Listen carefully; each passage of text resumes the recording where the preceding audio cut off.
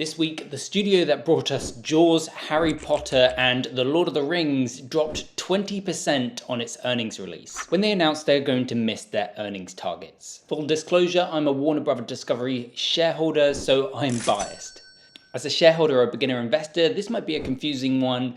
The balance sheet actually looks stronger, in my opinion, after this earnings release, and yet the price fell 20%. So why does the balance sheet look better, and why did the price drop? The principal reason that Warner Bros. Discovery balance sheet looks better is they made a free cash flow of $2 billion. I didn't expect them to be cash flowing this quarter. And then the second thing is they used that $2 billion plus a bit of cash to pay off $2.4 billion in debt. So they paid off an enormous amount of debt with massive profits. Ironically, however, the enormous profits were likely due to the actors' strike. The strike paused film productions, and since most of the people working in film and TV are freelance, the savings were in the billions. Thanks to the strikes, which have now ended, Warner Bros. Discovery had a $2 billion free cash flow figure, way up from the same time last year. So why did the price drop? In order to understand this, I wanted to understand their $2.4 billion in debt repayments.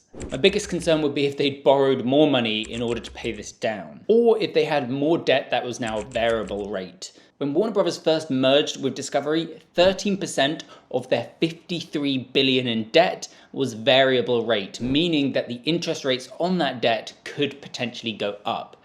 However, now just 3% of their $45 billion in debt is variable rate. That means when they merged, they had $6.9 billion of debt that could potentially go up, and now they have just $1.35 billion. The issue with the big numbers, however, is that they are cherry-picked and they don't give you a good indication of when certain payments are actually due. On most companies, you don't get any indication of when the debt payments are actually due to be paid. What helps us with Warner Bros. Discovery, however, is they publish every quarter exactly when all their debt payments are due. We have all their debt obligations until 2062. I've never actually known any company to do this. So I took this data, I downloaded it, and I figured out a way to import that into Google Sheets and then use a few formulas to make it into a neat little table. If you want this data, you can copy and paste it from my spreadsheet, link attached. You can also borrow my formulas. Just remember that if you want to copy and paste this data into Google Sheets to use these formulas, then you need to download the PDF. It won't work if you just try and copy and paste the data direct from a browser like Google Chrome. Once I had the data imported into Google Sheets, I was able to directly compare the Q2 data to the Q3 data that we now have. If you click onto the charts page, you can see this data visualized very clearly.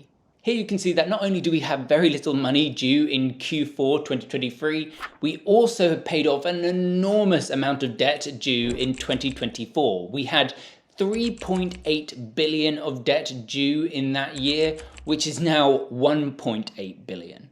This is especially good as $1.7 billion of that was due in Q1 2024, and that debt has been wiped off the balance sheet, and you can see from the data model that that debt has not been pushed forward into later quarters, into later years. That debt is gone. The way I see it, buying Warner Bros. Discovery shares is a bet on their intellectual property.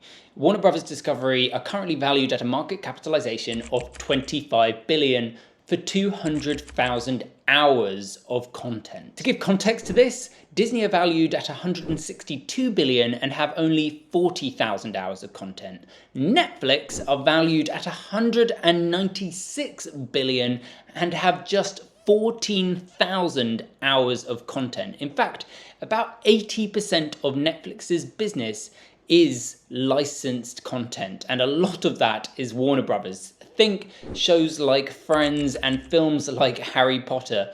Imagine how many viewers will go to HBO Max when it's available in other countries like the United Kingdom. However, I'm not slating Netflix and Disney. These are incredible businesses which are fairly priced. This, I just believe, is why Warner Bros. Discovery is so hugely undervalued. And I think a lot of that undervaluation comes from people that are afraid of their enormous debt pile that is actually much safer than it is perceived. But don't just listen to me, formulate your own opinion by downloading my spreadsheet and playing around with the data. And the most important thing you need to do if you're a Warner Brothers Discovery shareholder is